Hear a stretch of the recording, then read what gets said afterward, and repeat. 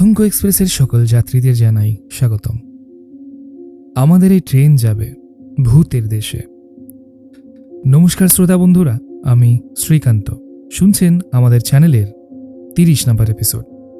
আর আজকের এপিসোডে যে ঘটনাটি আপনাদের শোনাতে চলেছি, ঘটনাটি একটু বড় হতে চলেছে এবং এর জন্যই আমরা এই এপিসোডে একটি মাত্র ঘটনা রেখেছি।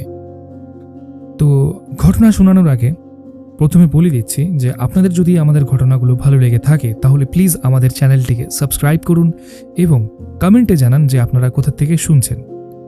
তো অযথা সময় নষ্ট করব না, সরাসরি আমরা ঘটনার দিকে চলে যাচ্ছি, কারণ আসলেই ঘটনাটি অনেক বড়।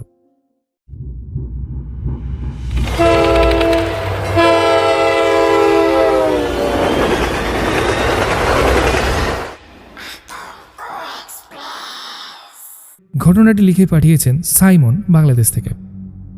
তিনি লিখেছেন, ব্ল্যাক ম্যাজিক কেন্দ্রিক হাড় হিম করা ঘটনা উল্লেখ করছি, যা শুনলে আপনিও আঁতকে উঠবেন। আর অবশ্যই এখানে যেসব ঘটনা উল্লেখ করা হয়েছে সে সবগুলো বাস্তব এবং 100% সত্য। ব্ল্যাক ম্যাজিক মূলত শয়তান জিন দ্বারা করা হয়। একটি ব্ল্যাক ম্যাজিক মানুষের সুন্দর একটি জীবনকে ধ্বংস করে দিতে পারে, তবে যারা ব্ল্যাক ম্যাজিক করে তাদের জীবনের শেষ পরিণত কখনো ভালো হয় না। তারা অনেক ভয়ঙ্কর মৃত্যু নিয়ে দুনিয়ার মায়া ত্যাগ করে। এখানে এমনই সব হৃদয় বিদারক এবং ভয়ঙ্কর ঘটনার উল্লেখ করব। ঘটনাটি শুরু করার আগে কিছু ইনফরমেশন দেওয়া দরকার, তাহলে আপনাদের ঘটনাটি বুঝতে সুবিধা হবে। পৃথিবীর অধিকাংশ দেশে 13 সংখ্যাটিকে অশুভ বলে মনে করা হলেও ইউরোপের ইতালির মানুষের কাছে 17 সংখ্যাটি অত্যন্ত ভয়ঙ্কর।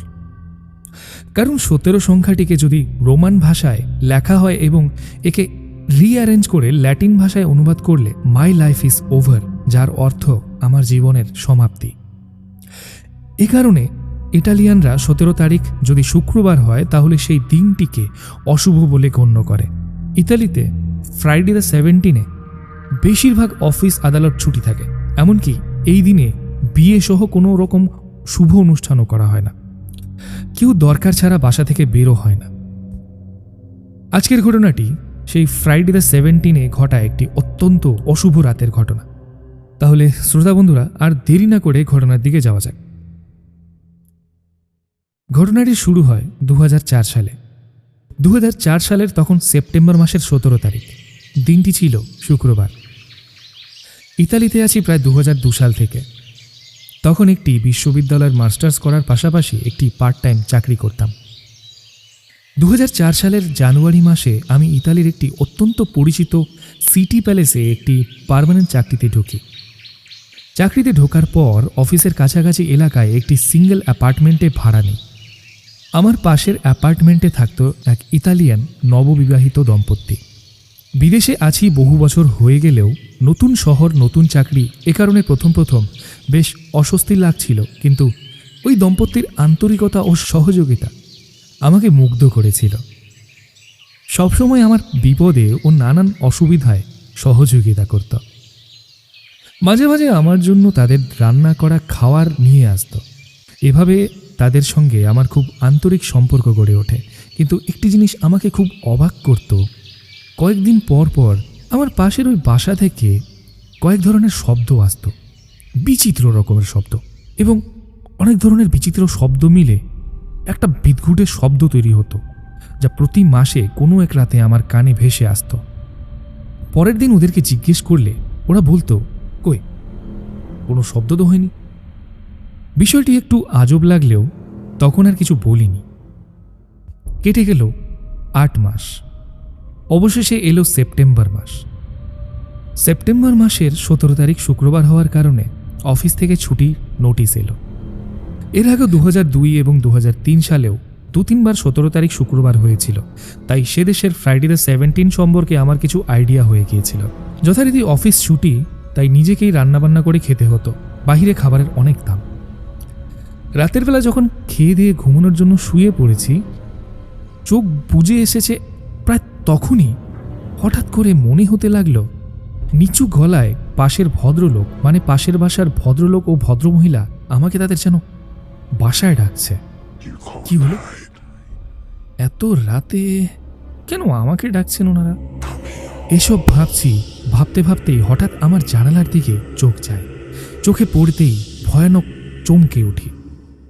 জানালার বাহিরে ধোঁয়ায় চারিদিকে ভরে গেছে। লাফ দিয়ে খাট থেকে উঠলাম। ভাবলাম পাশের বাসায় মনে হলো আগুন লেগেছে। তাড়াতাড়ি দরজা খুললাম। পাশের বাসার দরজাটা সামান্য খোলা। একবার মনে হলো তারা কি বের হয়ে গেছেন বাসা থেকে। ঠিক সেই মুহূর্তে আবার সেই নাম ধরে ডাক। এবার যেন আরো ভয়ানক শোনালো। মানুষ মৃত্যুর সন্ধিক্ষণে থাকলে যেভাবে কথা বলতে পারে ঠিক সেইভাবে। কোনো কিছু চিন্তা না করেই বাসায় ঢুকে পড়লাম। বাসায় ঢুকে যেই না 4 কদম এগিয়েছি অমনি ঘটল এক ভয়ঙ্কর ঘটনা।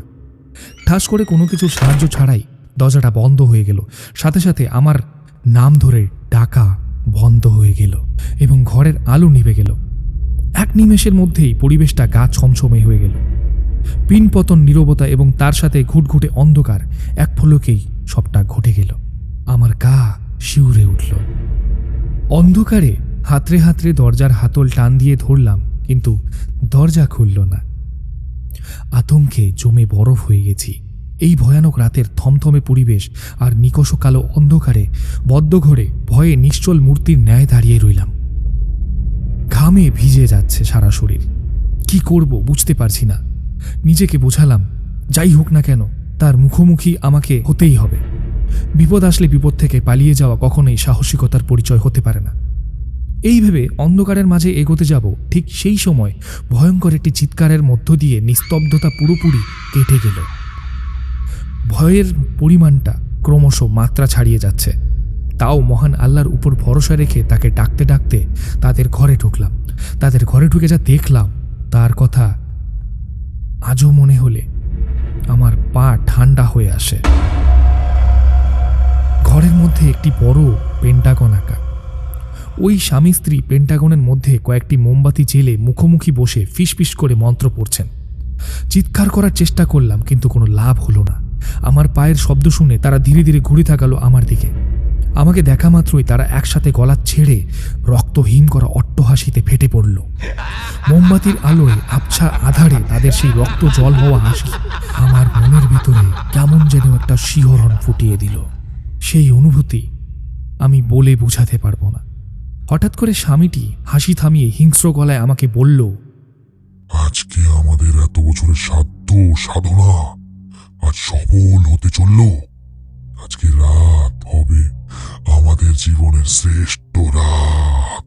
তোর তাজা হৃৎপিণ্ড আমি আমাদের এই বিশেষ রাতে লুসিফারের কাছে উৎসর্গ করো। স্বামী থামল আর স্ত্রী বলতে লাগলো, তোর হৃৎপিণ্ড দিয়ে লুসিফারকে সন্তুষ্ট করব। তোর পালানোর পথ সব বন্ধ। আজ লুসিফারের জন্য তোকে আমরা আমাদের নিজের হাতে বলি দেব। তাদের কথা শুনে আমি আতঙ্কিত হয়ে হতভম্ব হয়ে গেলাম। ওনারা এসব কি বলছেন? স্বপ্ন দেখছি মনে করে নিজেকে চিমটি কাটলাম। ব্যথা পেয়ে বুঝলাম যা ঘটছে তা সব সত্যি সত্যি ঘটছে। হঠাৎ কিছু বুঝে ওঠার আগেই আমার পায়ে একটি তীক্ষ্ণ ডাঁট ছুঁড়ে মারল। যন্ত্রণায় চিৎকার করে উঠলাম।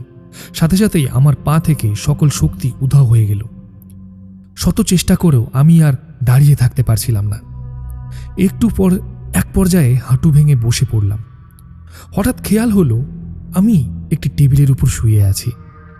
আমার কোমর থেকে নিচ পর্যন্ত যেন অবশ। জীবিত থেকেও নিজেকেও একটি লাশ বলে মনে হচ্ছিল। ওদের একটা জং ধরা ভোঁতা ছুরিতে শান দিতে দিতে হঠাৎ দেখে মনে হলো ওরা আমাকে নিয়ন্ত্রণ করে ফেলেছে। এটা কিছুতেই হতে দেওয়া যাবে না। প্রথমে মনে মনে জোরে জোরে মহান আল্লাহকে ডাকতে শুরু করলাম।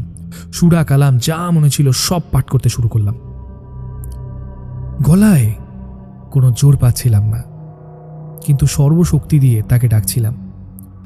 কাজ হলো। নিশ্চয়ই মহান আল্লাহর অশেষ মেহেরবানি ছিল আমার উপর। তা না হলে এভাবে মৃত্যুর মুখ থেকে আমি ফিরেই আসতে পারতাম না। ছুরিতে শান দিতে দিতে এক পর্যায়ে দুজনেই অজ্ঞান হয়ে পড়ে গেল। সাথে সাথে ঘরের বাতি জ্বলে উঠল। একটু সাহস বাড়ল। আমাকে ওরা একটি টেবিলের উপর শুইয়ে দিয়েছিল যেহেতু পায়ে কোনো শক্তি পাচ্ছিলাম না,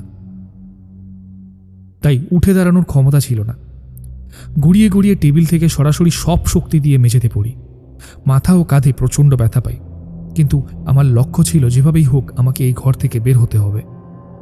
গড়াতে গড়াতে সেই রুম থেকে বের হয়ে আসি। অবাক হয়ে লক্ষ্য করি এবার ঘরের মূল দরজাটা খোলা। ঘরে ঢোকার আগে আমি যতটুকু খোলা দেখেছিলাম ঠিক ততটুকুই খোলা। কেমন করে যে সেদিন সেই বাসা থেকে বের হয়ে নিজের বাসায় ঢুকেছিলাম তা আমি ভাষায় প্রকাশ করতে পারবো না। সেদিন বুঝতে পেরেছিলাম যারা পঙ্গু বা প্যারালাইজ তারা কিভাবে নিজের জীবন কষ্টের মধ্যে দিয়ে কাটান। যাই হোক, ঘরে ঢোকার পর আমি সেন্সলেস হয়ে পড়ি। জ্ঞান ফেরার পর দেখি সকাল হয়ে গেছে। খেয়াল করি আমার পায়ে আবার শক্তি ফিরে এসেছে। আমি উঠে দাঁড়াতেই ধীরে ধীরে হাঁটাচলা করতে পারছি। কোনো মতে ফোনটি খুঁজে বের করে আমার এক ভারতীয় বাঙালি সহকর্মী বন্ধুকে ফোন করলাম। তার নাম আদি। সে যা বলল তা শুনে আমার বিস্ময়ের কোনো সীমা ছিল না। আদি আমার ফোন রিসিভ করে বলল, কি রে, কোথায় তুই? গত 3 দিন ধরে তোকে খুঁজছি, তুই অফিসে আসিস না। আমি আশ্চর্য হয়ে বললাম, 3 দিন মানে গত 16 তারিখে আমি অফিস করেছি। বন্ধুটি বলল, হ্যাঁ সেটা করছিস, কিন্তু 18, 20, 21 এই 3 দিন কোথায় ছিলি তুই? আমি বললাম, মানে? সে বলল, এসব তুই কি বলছিস? আজকে 22 তারিখ। আমি আকাশ থেকে পড়লাম। গত শুক্রবার রাত থেকে আজ বুধবার সকাল পর্যন্ত আমি আমার লক করা ফ্ল্যাটে একা সেন্সলেস হয়ে পড়েছিলাম। এটা কি করে সম্ভব? যাই হোক, ওকে আমি বললাম, অফিসে আসছি, তোর সাথে আমার কিছু কথা আছে। কষ্ট করে হলেও অফিসে পৌঁছালাম। আমাকে দেখে অফিসের সবাই চমকে উঠল।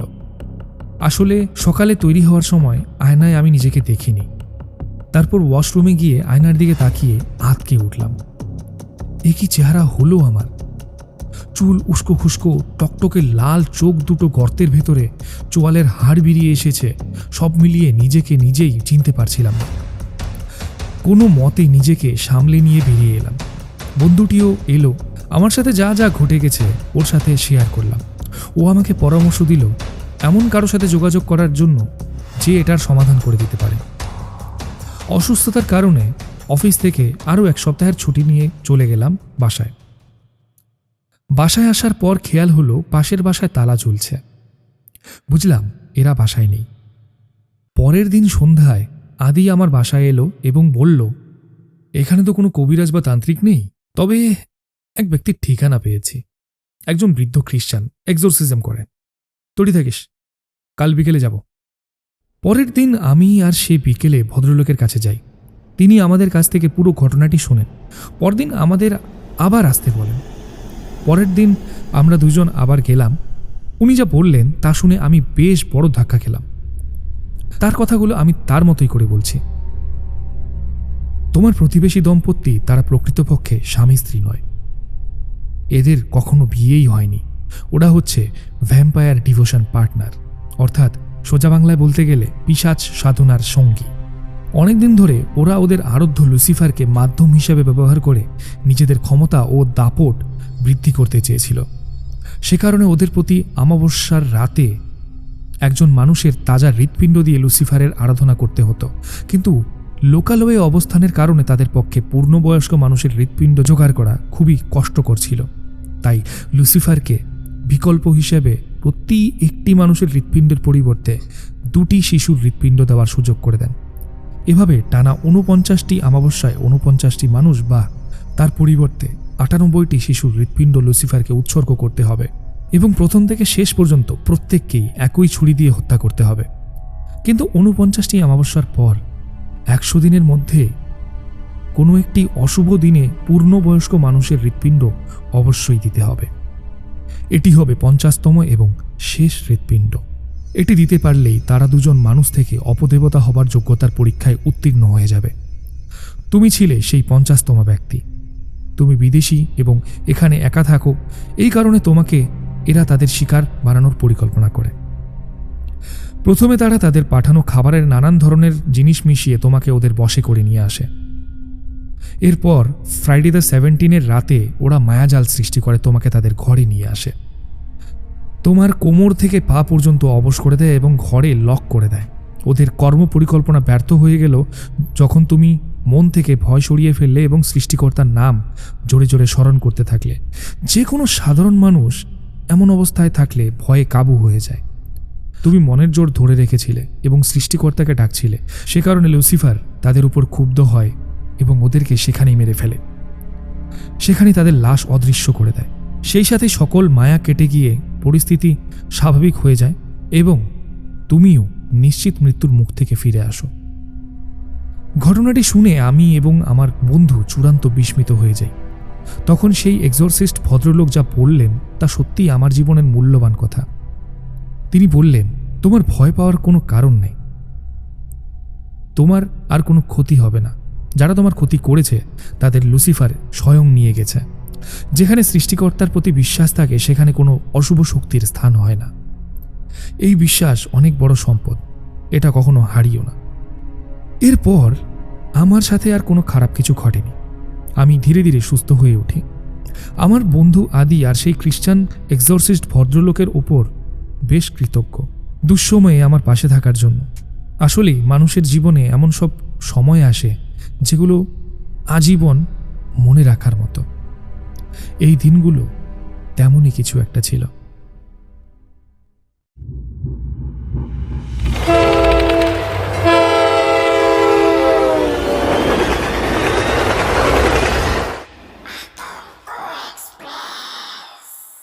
ঘটনাটি ভালো লাগলে তুমি সকল শ্রোতা বন্ধুদের সামনে তুলে ধরো এবং এর সাথে আমি চেষ্টা করব পরবর্তীতে আরও তোমাকে ঘটনা পাঠানোর। বেশ বড় এবং ভালো ছিল ঘটনাটি, এবং এই ধরনের ঘটনা আমাদের চ্যানেলে এর আগে আমরা কখনো শোনাইনি, কারণ এটা খুব একটা ইউনিক ধরনের ঘটনা। মানুষের জীবনে ভয়ঙ্কর ভয়ানক ভৌতিক কিছু ঘটনা ঘটে থাকলেও আজ পর্যন্ত আমি এই ধরনের ঘটনা কারোর পার্সোনাল লাইফে যে ঘটেছে সেটা আমি শুনিনি। যাই হোক, আপনাদের কেমন লাগলো ঘটনাটি আপনারা প্লিজ কমেন্টে জানাবেন এবং কোথা থেকে শুনছেন সেটিও জানাবেন। আর আপনাদের জীবনে যদি ঘটনা এরকম কিছু থেকে থাকে অলৌকিক বা ভৌতিক, তাহলে প্লিজ আমাদেরকে লিখে পাঠাবেন আমাদের অফিসিয়াল মেইল আইডিতে atonkoexpress@gmail.com এবং সুযোগ করে দিন আপনাদের ঘটনাগুলো সকলকে জানিয়ে দেওয়ার জন্য, এবং সুযোগ করে দিন আমাদেরকে আপনাদের ঘটনাগুলো সকলের সামনে তুলে ধরার। তো এর সাথে শেষ করছি আমাদের এপিসোড। আবার দেখা হবে আমাদের পরের এপিসোডে। ততক্ষণের জন্য শুভরাত্রি।